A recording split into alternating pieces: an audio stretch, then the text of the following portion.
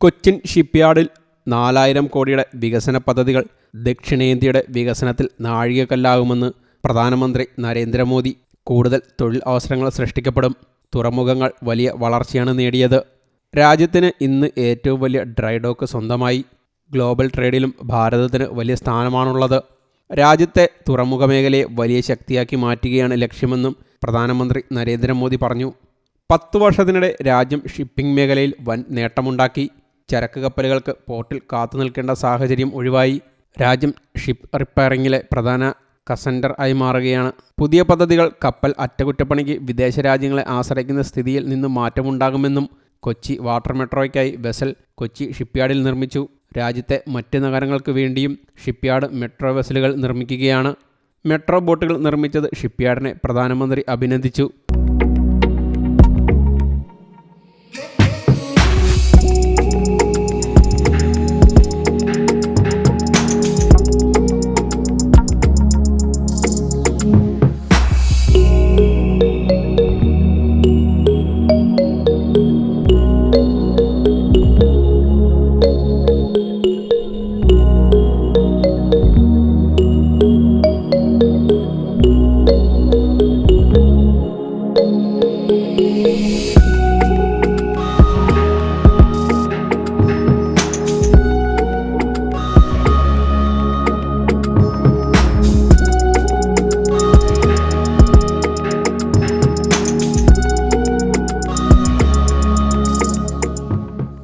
കൊച്ചിൻ ഷിപ്പ്യാർഡിൽ 4000 കോടിയുടെ വൻ വികസന പദ്ധതികളാണ് പ്രധാനമന്ത്രി രാജ്യത്തിന് സമർപ്പിച്ചത്.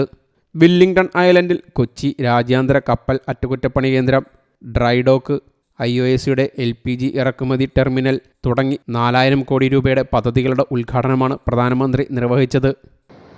इस प्रोजेक्ट से कोची भारत का और भारत एशिया का एक बड़ा शिप रिपेयर सेंटर बनने वाला है. हमने देखा है कि INS विक्रांत के निर्माण के दौरान किस प्रकार अनेक MSMEs को सपोर्ट मिला था.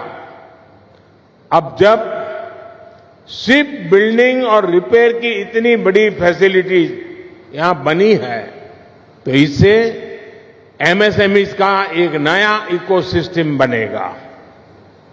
जो नया LPG इंपोर्ट टर्मिनल बना है इससे कोची, कोयम्बटूर, ईरोड, सेलम, कालीकट, मदुरई और त्रिची में LPG की जरूरतें पूरी होगी.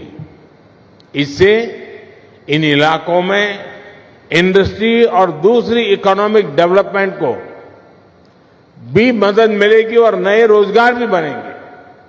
साथियों, कोची शिपयार्ड आज आधुनिक और ग्रीन टेक्नोलॉजी से less made in India vessels बनाने में भी अग्रणी है.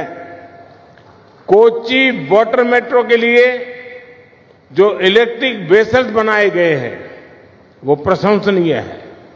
अयोध्या, वाराणसी, मथुरा और गुवाहाटी के लिए भी इलेक्ट्रिक हाइब्रिड पैसेंजर फेरीज का निर्माण यहीं हो रहा है. यानी देश के शहरों में आधुनिक और ग्रीन वाटर कनेक्टिविटी में कोची शिपयार्ड की भूमिका अहम है. मुझे बताया गया है कि हाल में आपने नॉर्वे के लिए भी zero emission electric cargo ferries delivery की है.